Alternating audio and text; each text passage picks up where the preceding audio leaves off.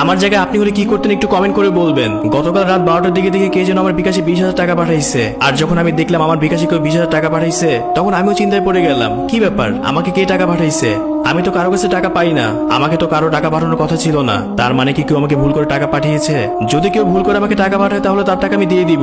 আর যদি কোনো বিকাশ প্রতারক আমাকে তাদের পাল্লায় ফেলতে চায় তাহলে আমি সতর্ক হয়ে থাকবো। আর তারপর আমি 20 মিনিট ধরে অপেক্ষা করতেছিলাম, যে টাকা পাঠিয়েছে সে অবশ্যই আমাকে ফোন করবে। তারপর দেখলাম একটা নাম্বার থেকে ফোন আসলো, নাম্বারটা ছিল দেশের বাহিরের। তখন আমি ফোন রিসিভ করলাম। প্রথম তার কথা বুঝতেছিলাম না, তারপর সে আবারও ফোন করলো। তখন সে আমাকে সালাম দিয়ে বলতেছে, ভাই কিছুক্ষণ আগে আপনার বিকাশে আমার 20,000 টাকা চলে গেছে, আপনি যদি পারেন তাহলে সেই টাকাটা আমাকে পাঠিয়ে দেন। আপনার নাম্বার আর সেই নাম্বার সেম টু সেম। আপনার নাম্বার হচ্ছে লাস্টে 20 আর আমি যে নাম্বারে টাকা পাঠাবো সেই নাম্বারটা হচ্ছে লাস্টে 21।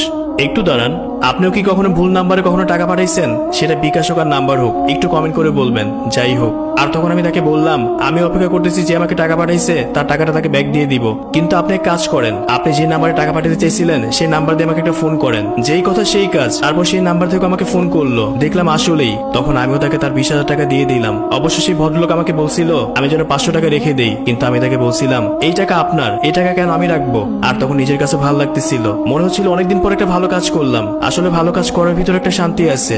এখন আপনিই বলেন, আমার জায়গায় থাকলে আপনি কি করতেন?